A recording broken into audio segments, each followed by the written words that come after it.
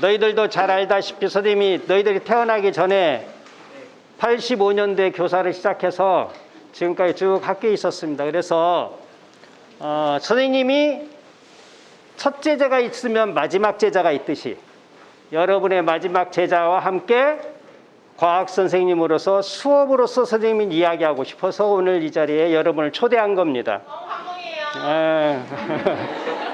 선생님이 과학 수업 속에 여러분들에게 이야기하고 싶은 것을 오늘 한번 이야기를 해볼까 합니다.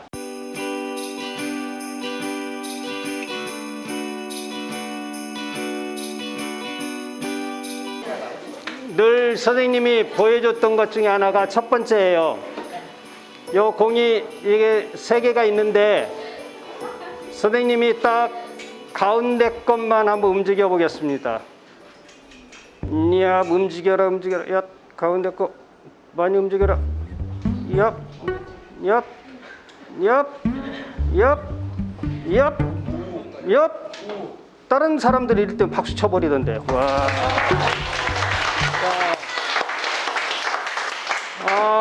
가운데 것만 움직였죠? 이것을 공명이라고 하는데 이런 현상들이 미국에서는 타코마라는 굉장히 큰 현수교를 만들었는데 강한 바람에도 버티던 것이 약한 바람에도 무너진 사례가 있어요. 선생님이 여기서 얘기하고자 하는 것은 뭐냐면은 사람을 움직이려면 그 사람하고 진동수가 같아야 돼요. 우리는 자기 마음대로 살아가는데 좋은 친구를 얻으려면은 그 친구하고 진동수가 같아야 돼요. 다시 말해서 그 사람과 마음이 같아야 돼요. 우리는 흔히들 널 이해해, 너 알 수 있어 라고 말은 할 수 있지만 그 사람하고 진정한 진동수가 같게 맞추는 그 일을 할 때 진정한 친구가 될 수 있어요.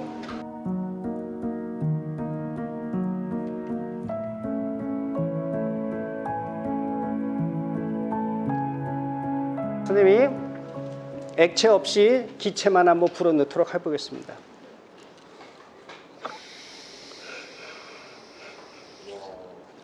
불어졌죠?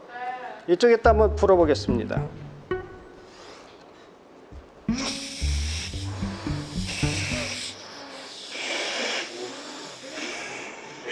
어이구.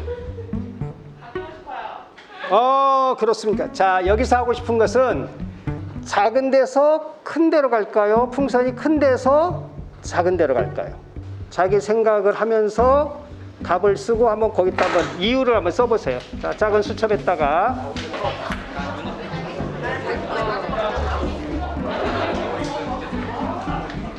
자, 변화가 없다는 저 일모듬도 변화가 없다고? 이유가 뭐야? 한번 설명해봐. 안에 있는 고객끼리 막 부딪혀서 변화가 없을 것 같습니다. 이 친구가 뭐라고 그랬냐면은 공기 분자들이 서로 부딪혀서 그대로 평형을 유지할 거다. 그 얘기지? 네. 잘 보세요. 하나, 둘, 셋. 아이고. 바람이 어디로? 이게 작아졌죠? 이게 작아지고 이리 갔어요. 지금부터가 이제 너희들이 원인을 찾는 거예요. 자, 왜 큰 데서 작은 데로 가지 않고 작은 데서 큰 데로 갔을까에 대한 걸 찾는데 너희들이 잘 못 찾겠다면 여기에 선생님이 힌트 1, 2, 3를 여기다 놓았습니다. 그러니까 모든끼리 토론하다가 잘 막히면은 여기서 자발적으로 힌트 하나씩 가져가서 보고 하면서 답을 해결해야 돼요. 알겠죠? 자, 누구야 니가?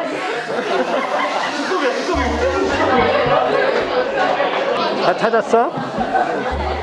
응? 1번이라고 생각해요. 왜? 여기가요. 약한 쪽으로, 약한 쪽에서 큰 쪽으로 막 이렇게.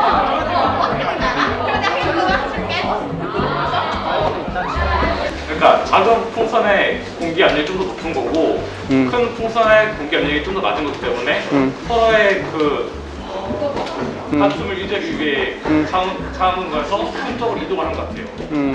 근데 작은 것이 압력이 더 컸다는 증거는 뭐지? 불 때 한 번 부는 게 더 힘들고 두 번 부는 좀 더 쉬워요. 아, 처음 불 때 힘들고 두 번째는 좀 쉬웠기 때문에 처음 불 때 힘든 그것 때문에 압력이 더 크다. 답을 했습니다. 자, 우리는 풍선이든 고무줄이든 이것이 원래의 상태로 돌아가는 그 힘을 탄성력이라고 해요. 그리고 기체들의 압력을 공기압이라고 합니다. 풍선이 이렇게 형성됐다는 것은 현재는 평형 상태를 이루고 있는데 이 안에 있는 공기압력과 이 풍선의 탄성력이 외부에서 눌러주는 압력하고 안에서 바깥으로 누르는 압력이 서로 평형을 유지한 거예요. 그래서 이 상태를 유지한 겁니다. 근데 고무줄이 더 많으면 만들수록 더 당기기 힘들듯이 너희들 풍선을 준 이유는 처음 불 때 굉장히 힘들죠. 처음 불 때 풍선이 힘들다는 얘기는 처음 그 풍선이 두껍기 때문에 탄성력이 더 큰 거예요. 우리는 잘 알다시피 모든 자연계는 평형을 유지하려는 성질이 있어요. 선생님하고 악수하면은 온도가 얘가 따뜻하네. 그럼 따뜻한 기운이 찬 기운으로 가고 고온에서 저온으로, 바람도 고기압에서 저기압으로, 물도 높은 데서 낮은 데로 끊임없이 자연은 평형을 유지하면서 평화를 찾아가고 있습니다. 근데 우리 사회는 그러지 못한 경우를 저는 많이 봐요. 돈이 많은 사람하고 적은 사람하고 교류하면은 많은 쪽에서 적은 쪽으로 가야 되는데 이상하게 적은 쪽에서 큰 쪽으로 가는 경우도 많아요. 그래서 세상이 지나가면 지나갈수록 빈부격차가 더 커져. 이것은 자연스럽지 않은 거죠. 인간스러운 거죠. 자연과 같이 평형을 유지하는 방향으로, 평등의 방향으로 가려는 그 끊임없는 우리의 생각과 그런 방향으로 가야 되는 것이 사람들에게, 모든 인류에게 평화가 오는 것이다.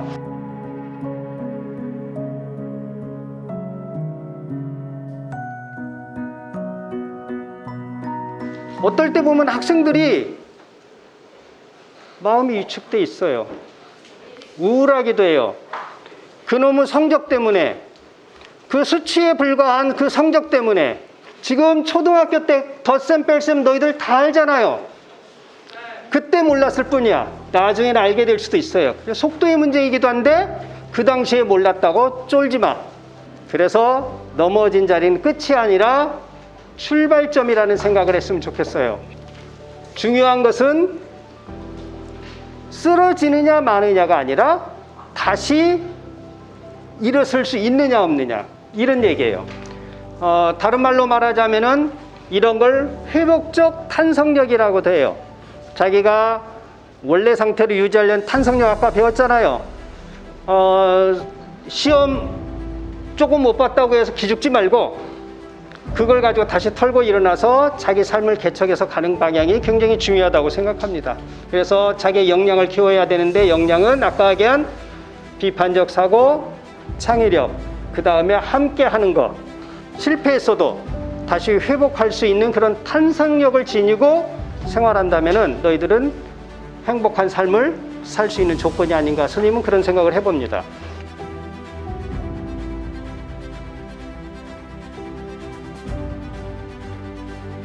사람은 평등을 위해서, 함께하기 위해서 끊임없이 노력하고 협력할 때 우리는 건강한 삶과 행복한 삶을 이룰 수 있다. 나 혼자 행복해서는 안 되고 모두가 다 같이 행복이 드는 그날까지 함께 열심히 노력합시다. 예, 고맙습니다.